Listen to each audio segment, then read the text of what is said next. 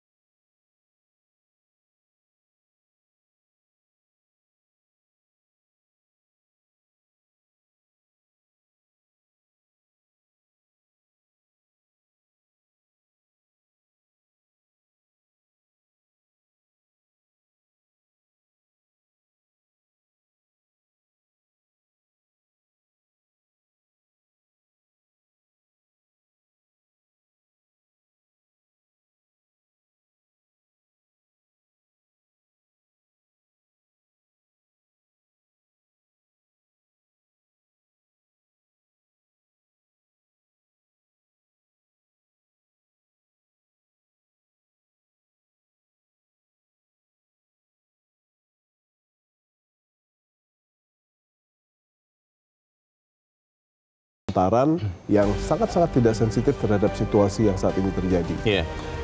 Dari mulai kepala babi,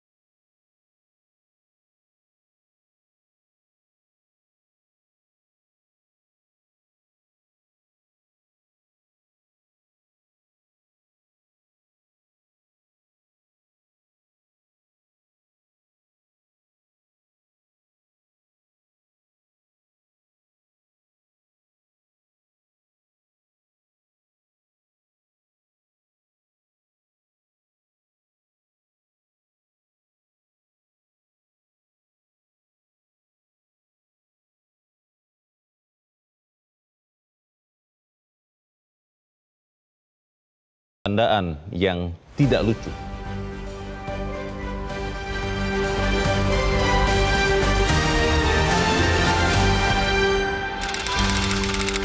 Candaan yang tidak lucu.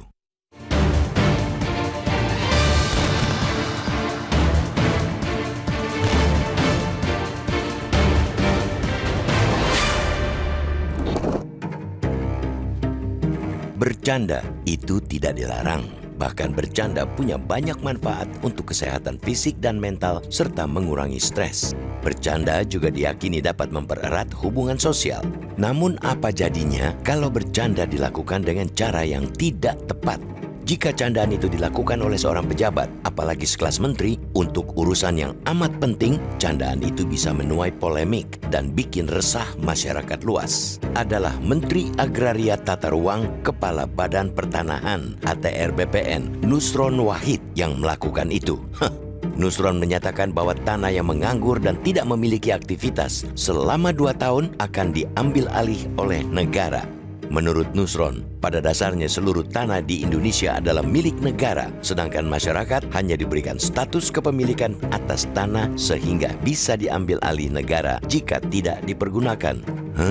Mengapa semua tanah milik negara? Karena, kata Nusron, para leluhur kita, kakek kita tidak bisa membuat tanah, memiliki tanah. Mbah-mbah kita tidak bisa membuat tanah. Jadi semua tanah memang milik negara.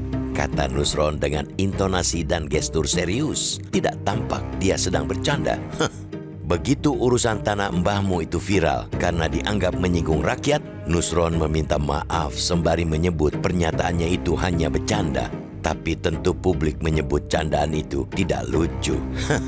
Candaan Nusron yang tidak lucu sekali lagi membuat publik meragukan kapasitas menteri. Apalagi candaan Nusron dilontarkan di tengah jutaan rakyat yang masih bermasalah dengan urusan tanah mereka.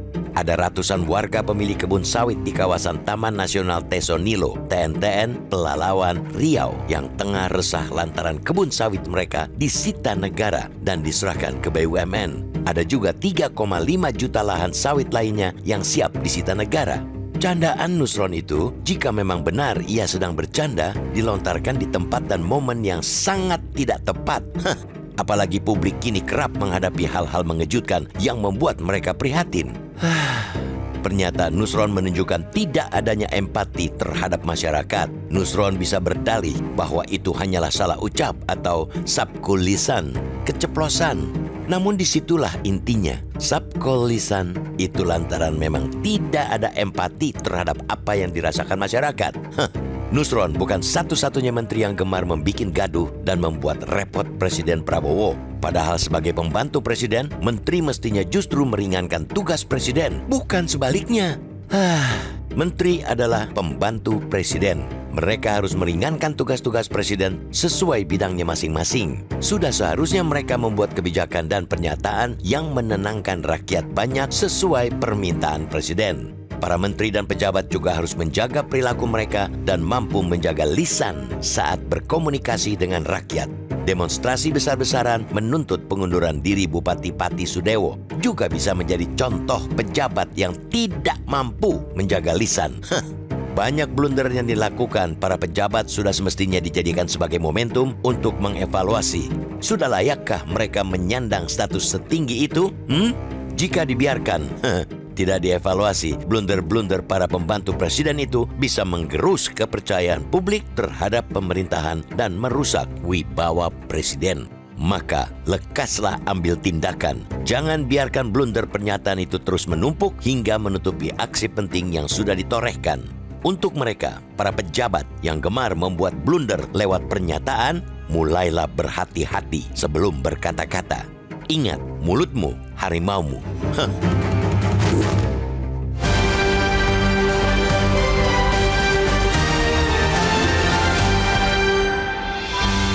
Di bagian berikut Anda bisa menyatakan pendapat Anda, pemirsa. Untuk saat ini tetaplah bersama kami.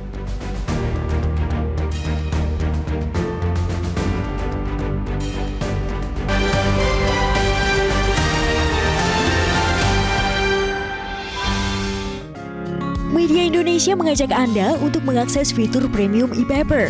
Dengan sajian konten berbasis intelektual dan meneguhkan kebangsaan, Media Indonesia tampil dengan lebih dinamis melalui e-paper Media Indonesia yang dapat Anda akses kapan saja, di mana saja.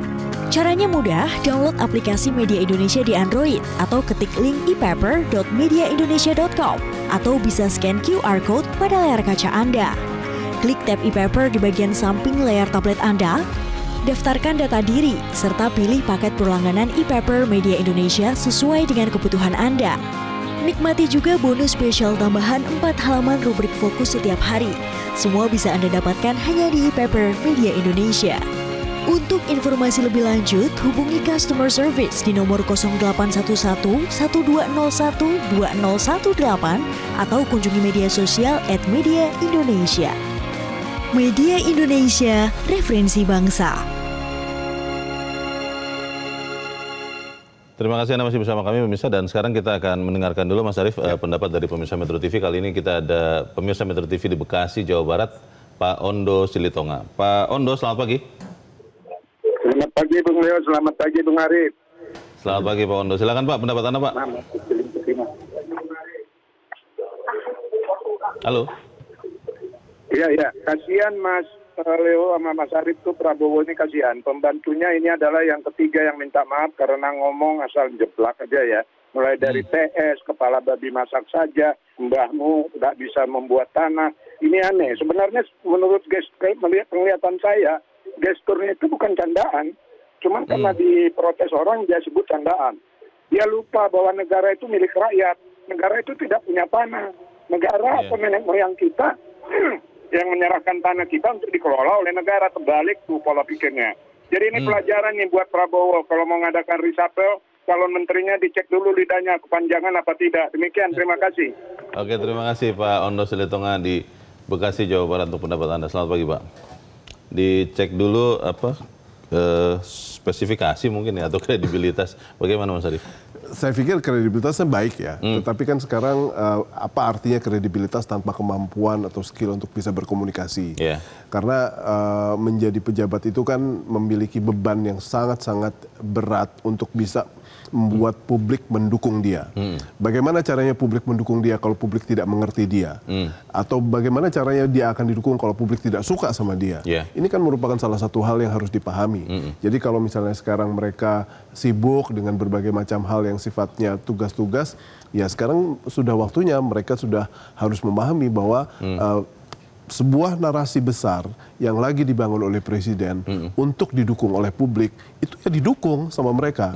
Jangan dimentahkan, jangan pada akhirnya mereka justru menjadi beban karena mereka dibenci oleh publik karena mereka asal ngomong. Jadi itu yang pada akhirnya harus kita ingatkan kembali, kita hari di sini, jangan pernah bosan untuk mengingatkan mereka bahwa mereka punya beban yang sangat-sangat penting untuk bisa berkomunikasi dengan baik. Nah itu pertanyaan soal benar nggak bercanda? Kalau tadi Pak Ondo mengatakan, Mas Arief, kalau dari wajahnya itu tidak bercanda, itu serius. Dan kemudian setelah itu minta maaf, lalu dibungkus dengan mengatakan ini bercanda. Nah ini kan soal benar bercanda, benar salah bicara, dari awal itu kan penting untuk kita perjelas. Bagaimana Mas? Ya kadang-kadang kita harus bisa menyelami ya. Beberapa orang itu memang memiliki alam pikir yang memang sudah negatif dari awal atau memang menggampangkan gitu ya. Itu spektrumnya sangat beda gitu ya. Nah, kalau orang-orang yang memang memiliki semangat untuk konfrontatif, itu mereka PR-nya akan jauh lebih berat lagi.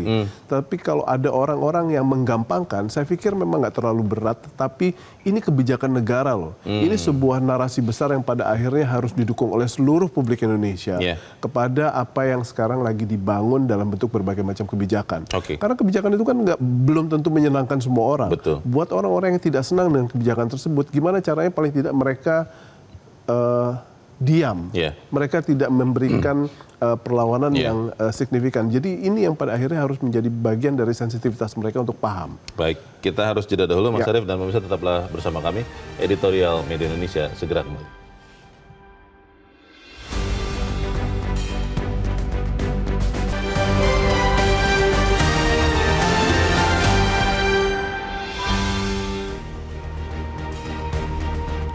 Terima kasih Anda masih bersama kami. Kita ada di bagian akhir dari diskusi kita pagi ini. Mas Arief, saya berusaha mengingat pepatah lama ya, yang mengatakan gajah mati meninggalkan gading, harimau mati meninggalkan belang.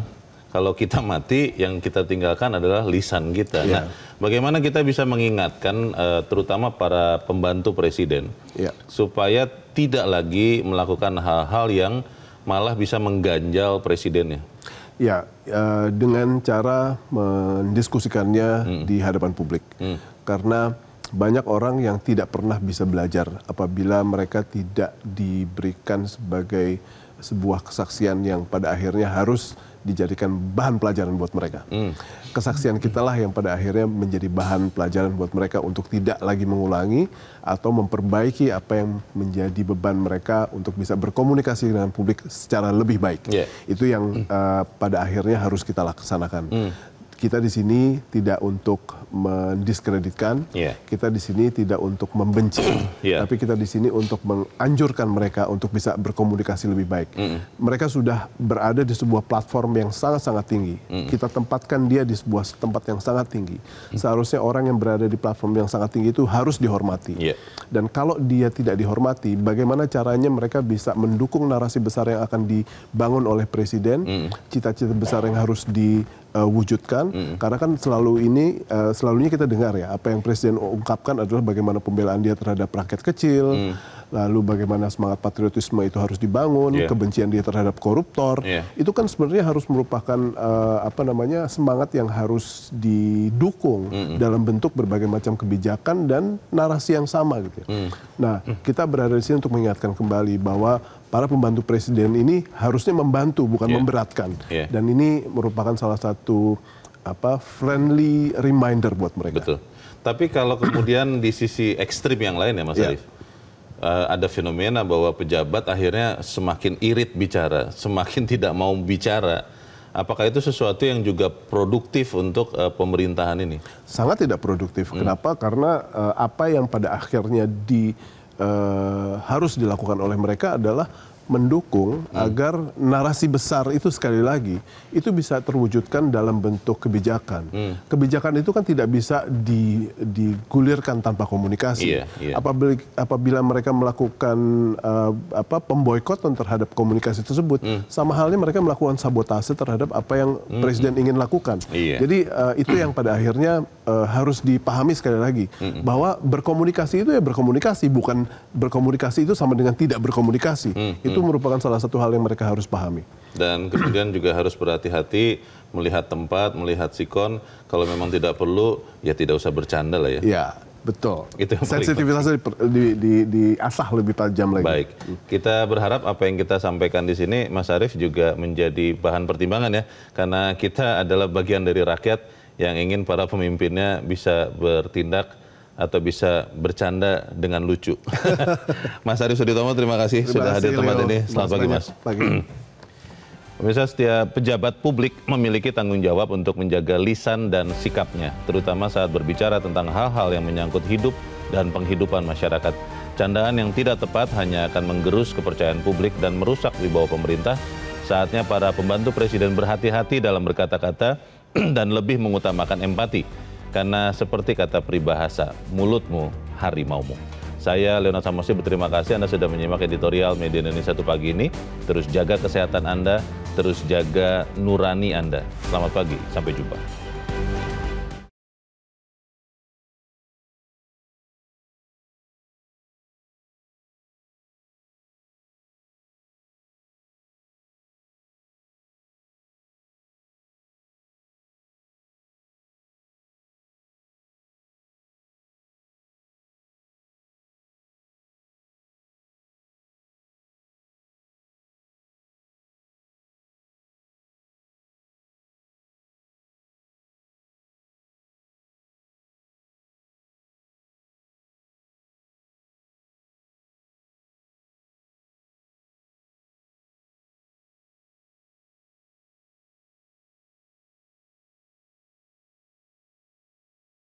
Jelajahi cara baru mendapatkan informasi. Download Metro TV Extend sekarang.